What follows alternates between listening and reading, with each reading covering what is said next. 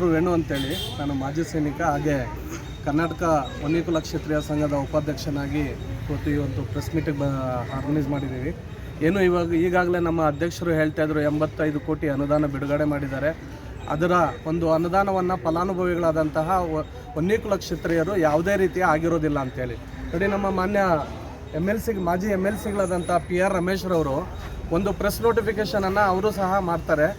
85 ಕೋಟಿ ಈಗಾಗಲೇ ಸಿದ್ದರಾಮಯ್ಯ ಸರ್ಕಾರ ಬಿಡುಗಡೆ ಆಗಿದೆ.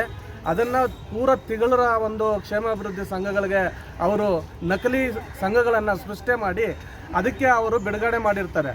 ಮತ್ತು ಅವರು ಒಂದು ತಿಂಗಳ ನಿಗಮ ಮಂಡಳಿ ಅಂತ ಮಾಡಿ 100 ಕೋಟಿ ಕೊಡಿ ಅಂತ ಕೇಳ್ತಿದ್ದಾರೆ.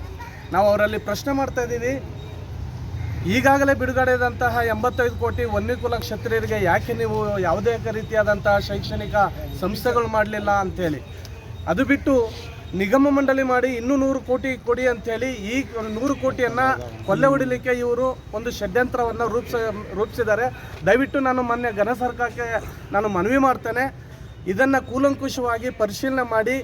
ಇದು ಈಗಾಗಲೇ ಲೋಕಾಯುಕ್ತಗೆ ನಾವು ಕಂಪ್ಲೇಂಟ್ ಮಾಡಿದ್ದೇವೆ. ಅದನ್ನು ಸಹ ನೀವು ಸೂಕ್ಷ್ಮವಾಗಿ ಗಮನಿಸಿ ಇದರ ವಿಚಾರವಾಗಿ ಸೂಕ್ತವಾದಂತಹ ಕ್ರಮ ತೆಗೆದುಕೊಳ್ಬೇಕು ಅಂತೇಳಿ ಮಾಧ್ಯಮ ಮಿತ್ರರಲ್ಲಿ ನಾನು ಕೇಳ್ಕೊಳ್ತೇನೆ. ನಮಸ್ತೆ.